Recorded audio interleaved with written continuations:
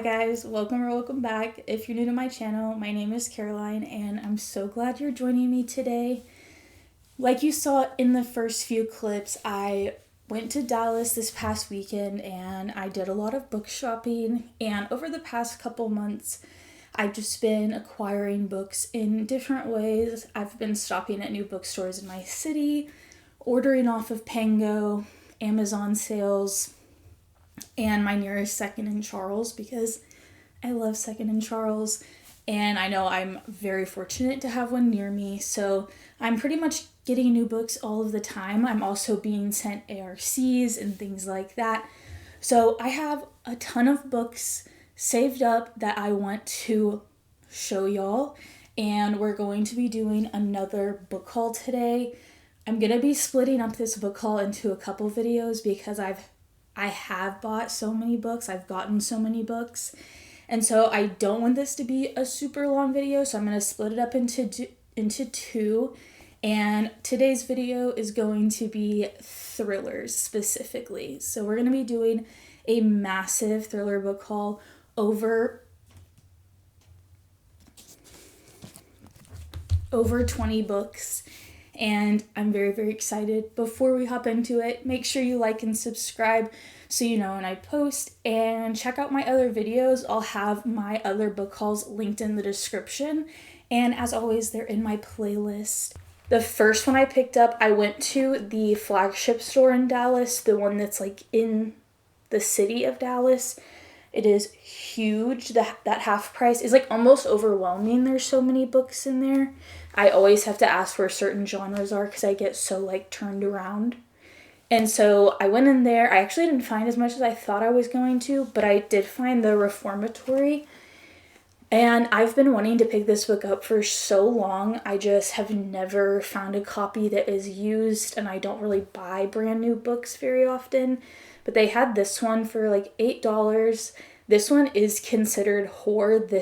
I've never read anything by this author, but I know that she writes really, really great and captivating and atmospheric horror novels, so I'm very, very excited.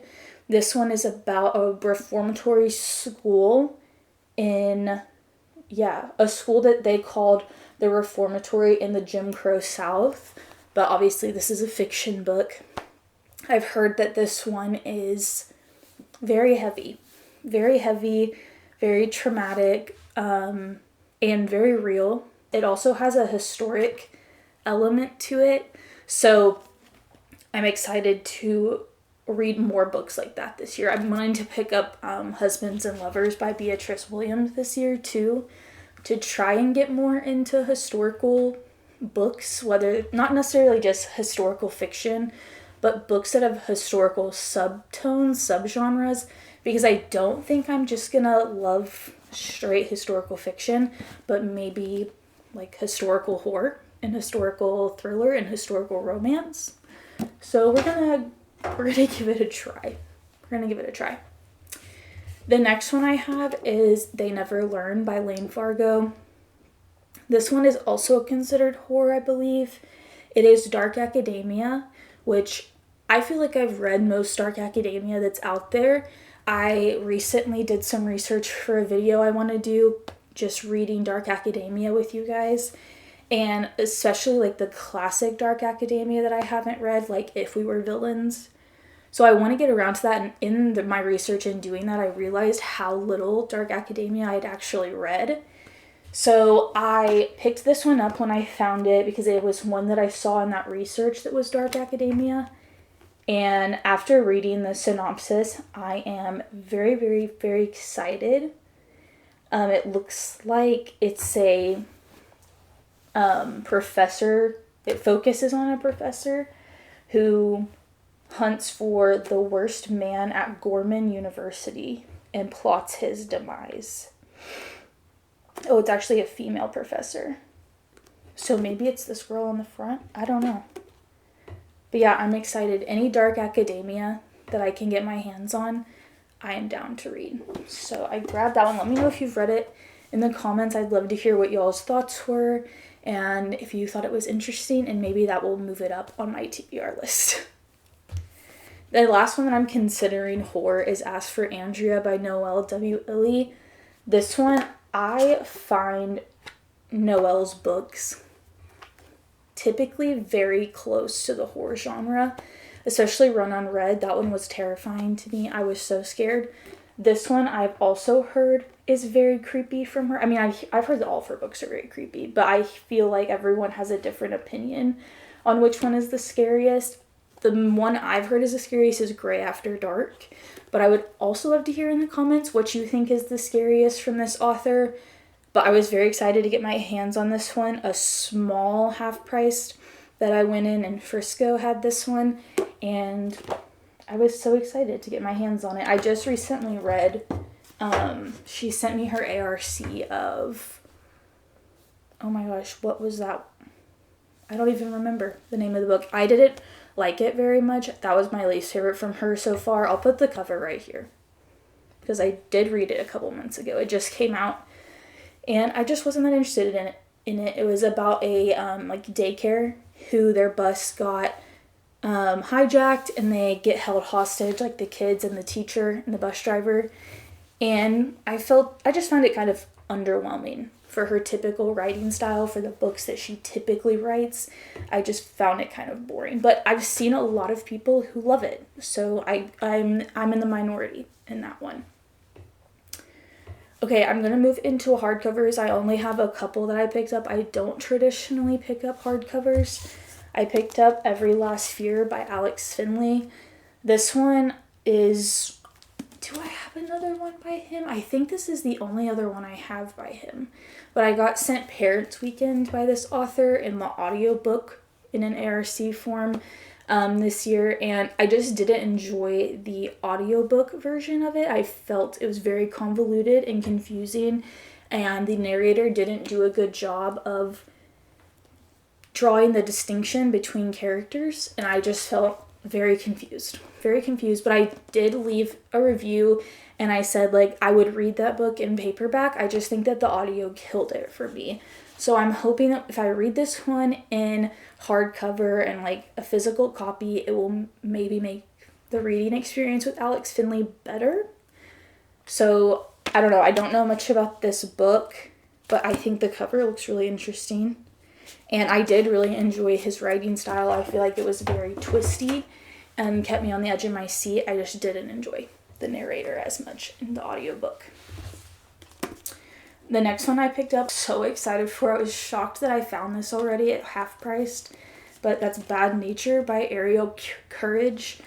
This one just came out like this past month or two. And one, I love the cover. I love the like teal accents. This one is about a woman who is diagnosed with terminal cancer, I believe. Yes, she's diagnosed with terminal cancer and she is out to get revenge on her estranged parent, or I think it's her estranged dad.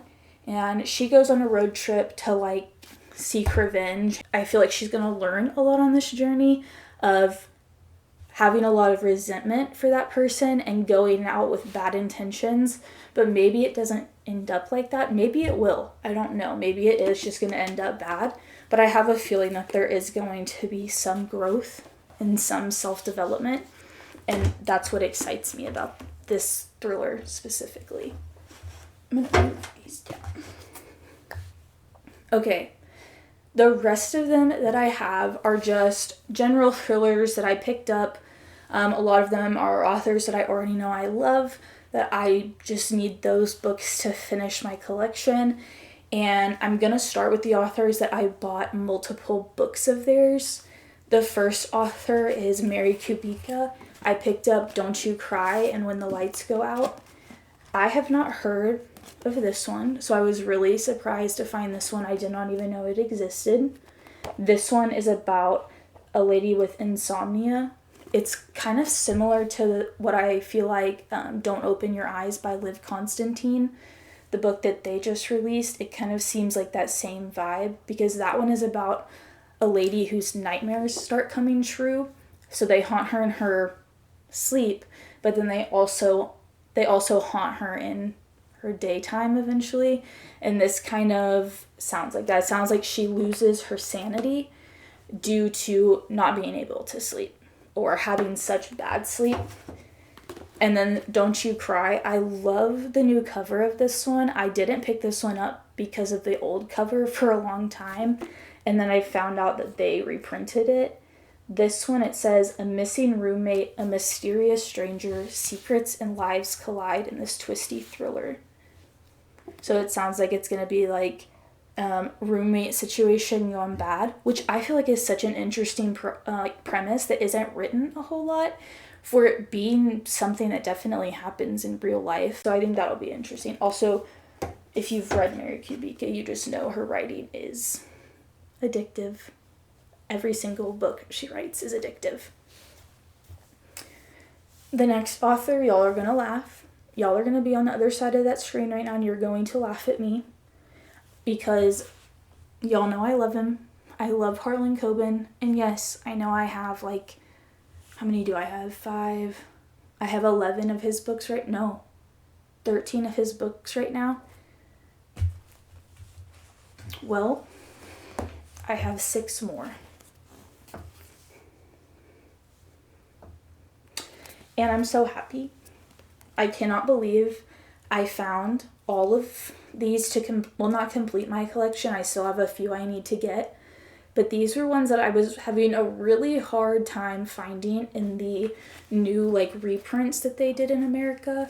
Not the like pastel spines and not the mass market paperback. I also found this one, No Second Chance.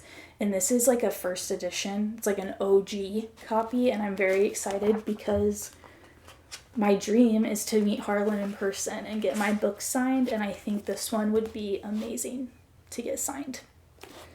So I'm not going to go into what each these are individually about. A lot of them are part of the Myron Bolitar series, but we got a bunch.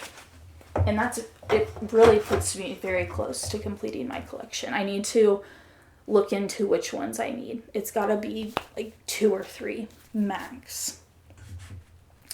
The next ones are just from random authors that I picked up that I've either been wanting to pick up and just happened to find a copy or just looked interesting to me, so I grabbed them. The first one is Don't Let Her Stay by Nicola Sanders.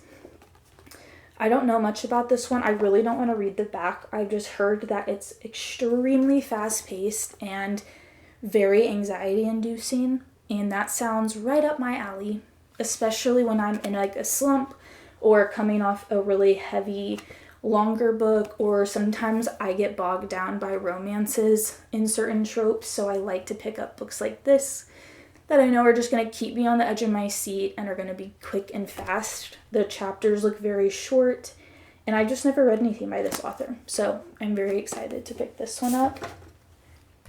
The next one, I actually had no idea this book existed, but that's The Girls by Lisa Jewell.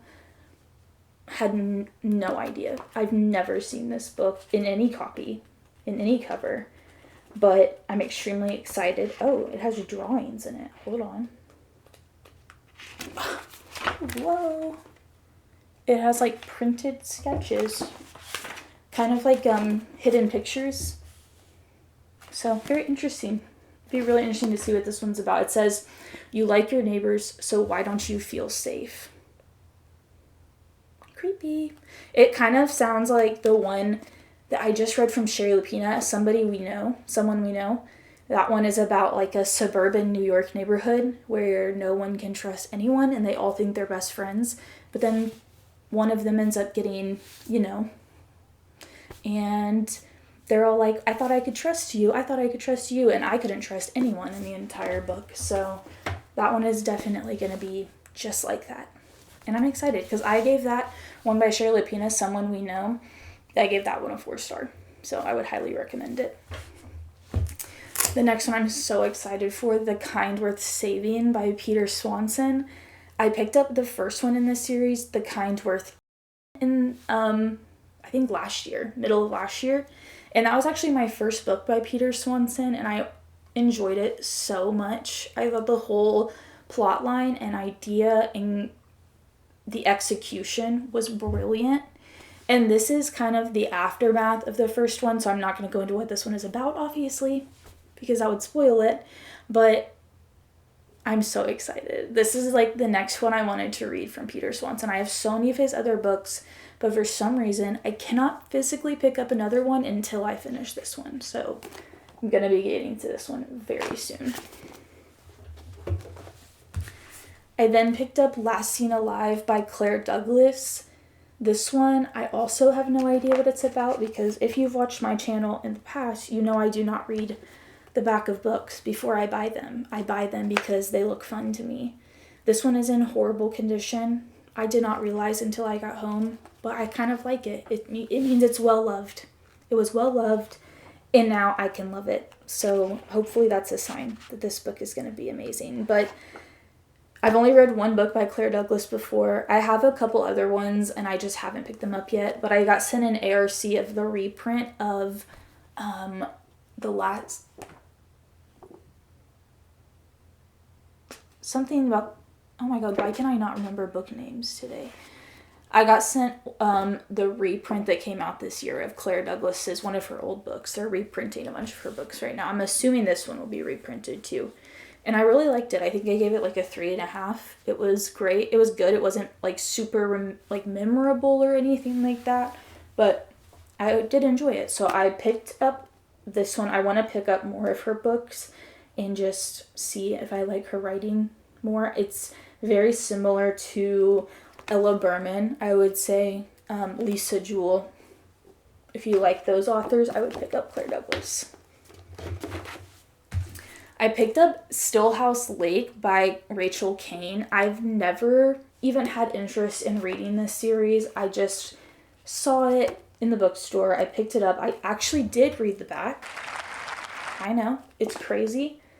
And this one sounds really, really great. It sounds extremely spooky, very eerie. It seems like it's going to be extremely atmospheric. And if it's not, it will not be getting a good rating from me, because based on the cover and the synopsis and just the whole aura the book is giving off, it seems like it's going to be extremely atmospheric. Like I will be on the lake with them in this rowboat. Hunting down the perpetrator with the homie in the rowboat.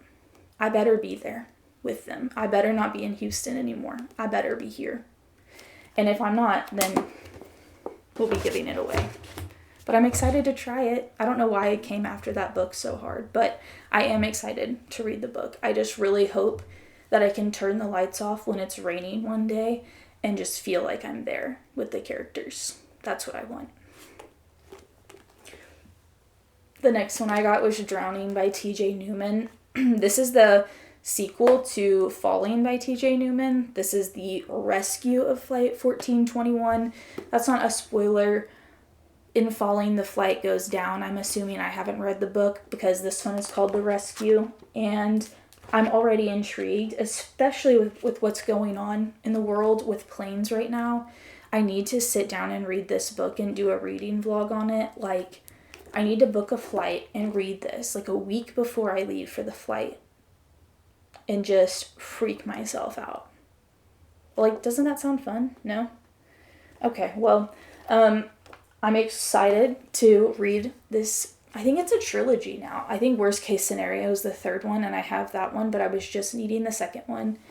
Please let me know what you think of the trilogy. I've heard really great things, but I feel like books that are in one setting for the entire 350 pages. So if they're just on a train for the entire 350 pages, or they're just in a car traveling for 350 pages, I cannot keep focus. It's the same with movies. I get extremely bored, like movies like Bullet Train and stuff like that. So that's why I haven't picked up these books, because is it just them sitting on a plane for 50, 60 chapters? Because I need to be told that before I go into it, so I have the right expectations. If someone can let me know, I would appreciate it.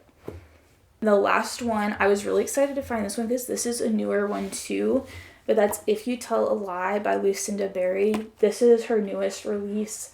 I've not heard great things about this one, but it seems like it's Yeah, they've been friends for a long time. It's a big girlfriend friend group. Lucinda Berry's books are always extremely fast-paced. They are very emotional, very emotional. They're normally tied to deep trauma or abuse or dark narratives, dark ideas, dark backstories. And they're normally messy and very dramatic. And they have lots of friendship and relational ties throughout each of her books. And I think that adds so much to the reading experience with Lucinda Berry. And I love her. I love her books. Saving Noah was my number one favorite read of last year. Hands down, it destroyed me from the inside out. It destroyed me. But with that being said, that wraps up my book haul for today. Thank you for sitting down with me and hanging out. I hope you enjoyed seeing all the books I picked out. Stay tuned for part 2. Part 2 will be romances, literary fiction, sci-fi, memoirs, nonfiction. All the other genres that I just don't buy as often as thrillers will be in my next book haul. And check out my book haul playlist and my past book hauls if you liked this one. And I'll see you in the next one. Bye.